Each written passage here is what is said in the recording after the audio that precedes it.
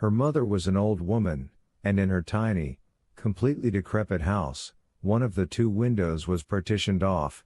With the permission of the village authorities, she was allowed to sell laces, thread, tobacco, and soap from this window, all at the lowest prices, and that was her subsistence.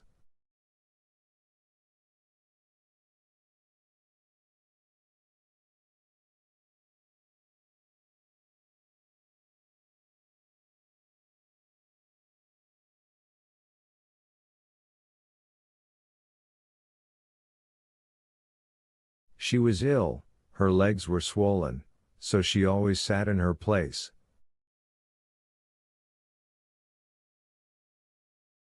Marie was her daughter, about 20, weak and thin.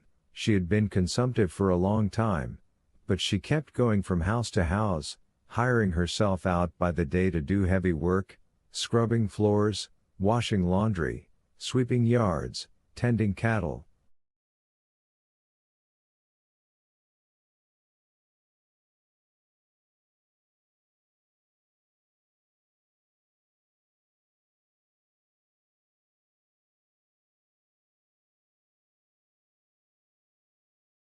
A French traveling salesman seduced her and took her away, but after a week he abandoned her on the road alone and quietly left.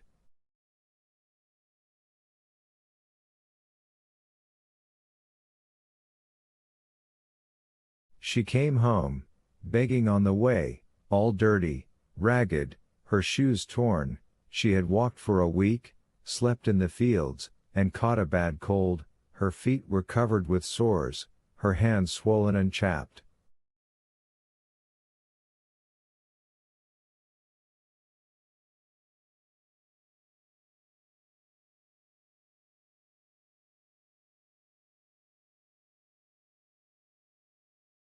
She had never been pretty anyway, only her eyes were gentle, kind, innocent.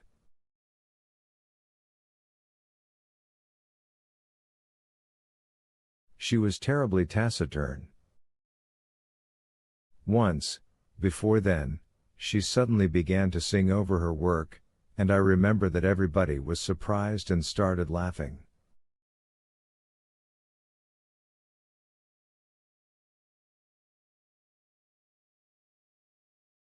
Marie's begun to sing. What? Marie's begun to sing. And she was terribly abashed and kept silent forever after.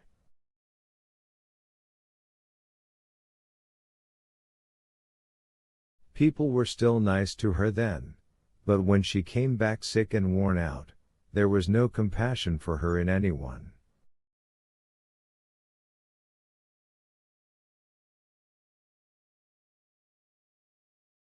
How cruel they are about that.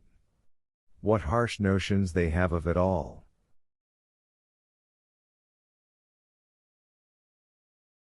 Her mother was the first to greet her with spite and contempt. You've dishonored me now.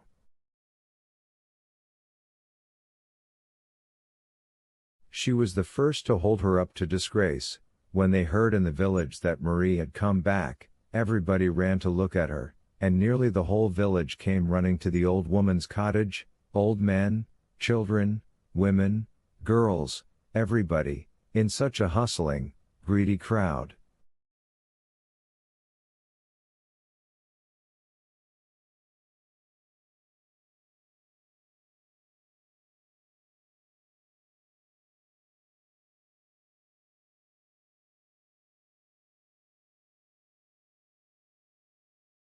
Marie was lying on the floor at the old woman's feet, hungry, ragged, weeping.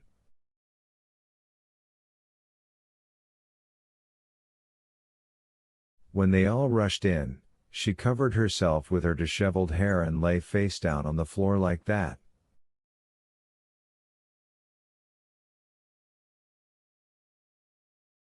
Everybody around looked on her as if she were vermin. The old men denounced and abused her, the young ones even laughed, the women abused her, denounced her, looked at her with contempt, as at some sort of spider.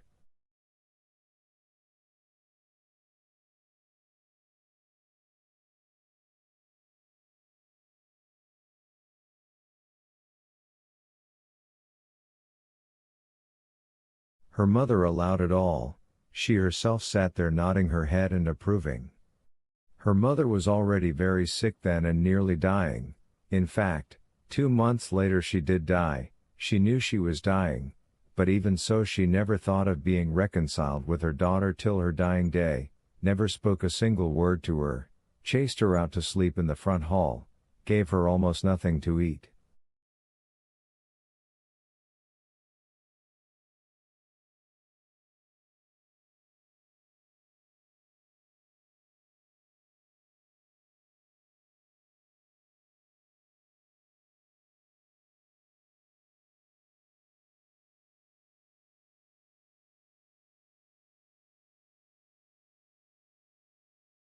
She often had to soak her ailing legs in warm water. Marie washed her legs every day and took care of her. The woman accepted all her services silently and never said a kind word to her.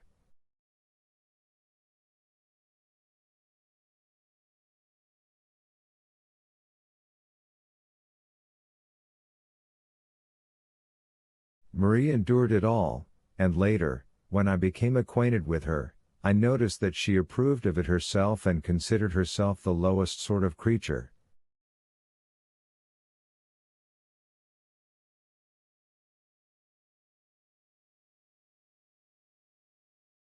When the old woman took to her bed, the old women of the village took turns looking after her, as they do there.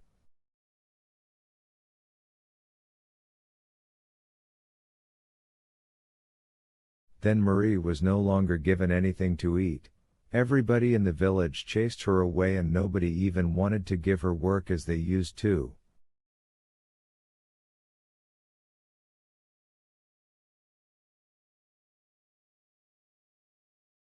It was as if they all spat on her, and the men even stopped considering her a woman, such vile things they said to her.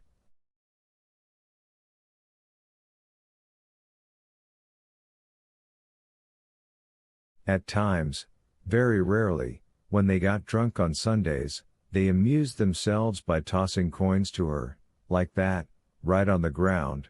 Marie silently picked them up.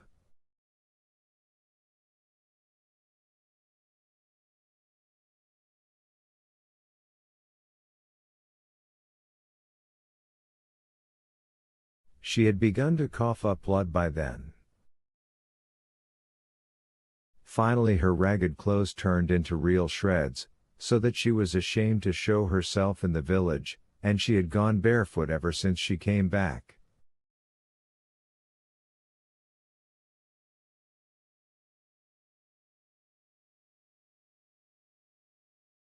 It was then that the school children, the whole band, there were over 40 of them, began especially to mock her and even threw mud at her.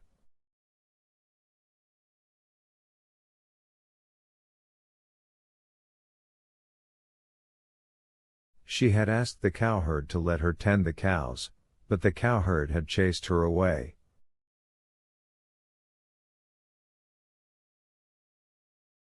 Then she herself, without permission, began going out with the herd for the whole day, away from the house.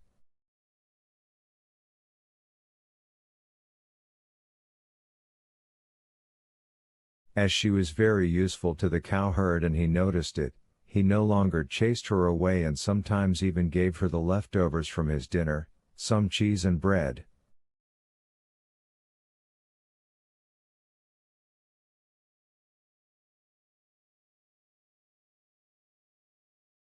He considered it great charity on his part.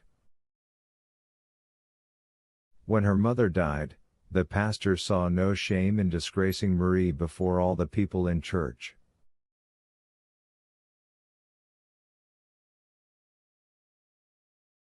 Marie stood behind the coffin, as she was, in her rags, and wept.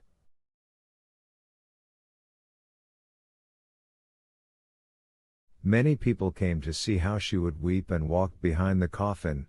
Then the pastor, he was still a young man and his whole ambition was to become a great preacher, turned to them all and pointed at Marie.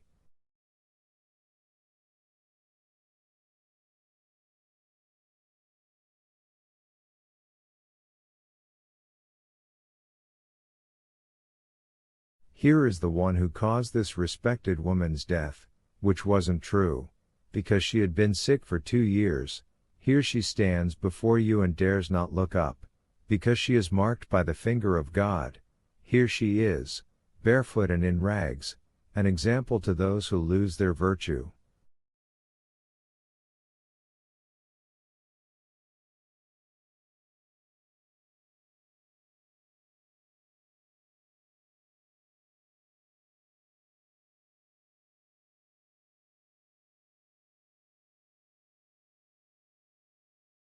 Who is she? She is her own daughter. And more in the same vein. And imagine, almost everyone there liked this meanness, but, here a peculiar thing occurred. Here the children stepped in, because by then the children were all on my side and had begun to love Marie.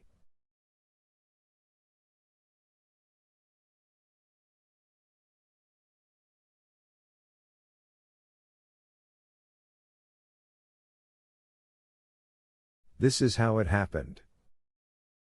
I wanted to do something for Marie. She badly needed money, but I never had a penny while I was there.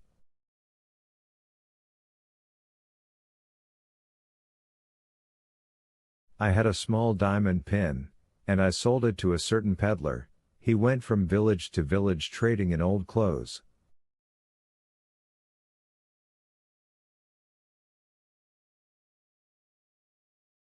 He gave me 8 francs, though it was worth a good 40. I spent a long time trying to meet Marie alone. We finally met outside the village, by a hedge, on a side path to the mountain, behind a tree.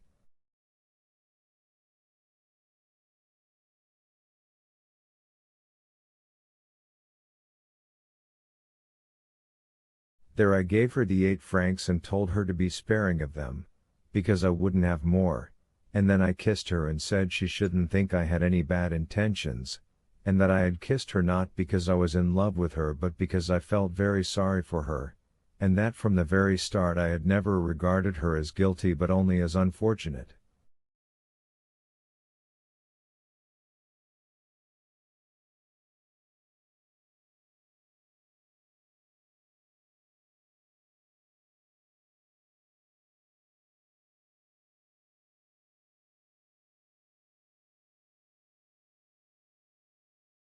I wanted very much to comfort her right then and to assure her that she shouldn't regard herself as so low before everyone, but she didn't seem to understand.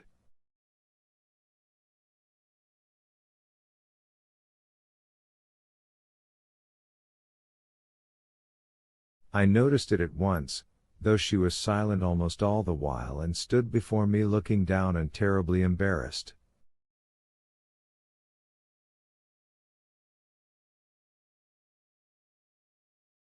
When I finished, she kissed my hand, and I took her hand at once and wanted to kiss it, but she quickly pulled it back.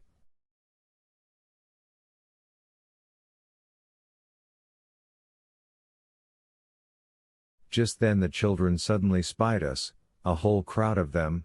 I learned later that they had been spying on me for a long time.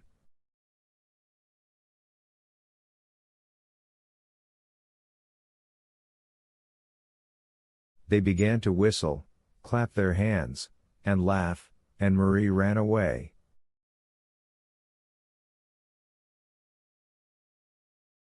I wanted to speak to them, but they started throwing stones at me. That same day everybody knew about it, the entire village. It all fell on Marie again.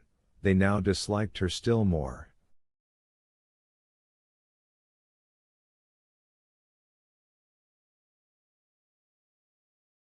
I even heard that they wanted to condemn her and punish her, but, thank God, it blew over.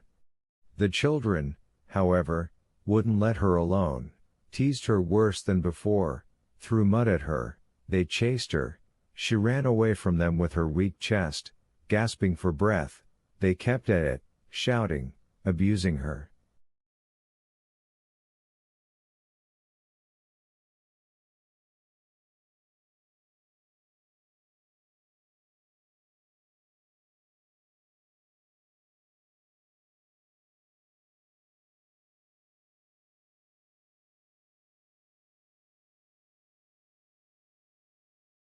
Once I even picked a fight with them. Then I started talking with them, talking every day, whenever I had a chance.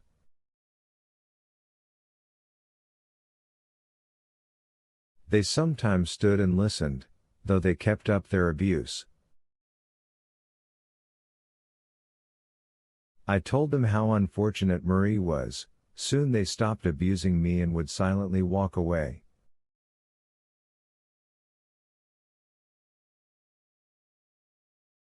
We gradually began to talk.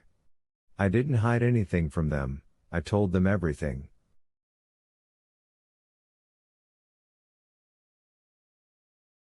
They listened very curiously and soon started to feel sorry for Marie. Some started greeting her kindly when they met. The custom there, when you met someone, whether you knew them or not, was to bow and say, "Good day,"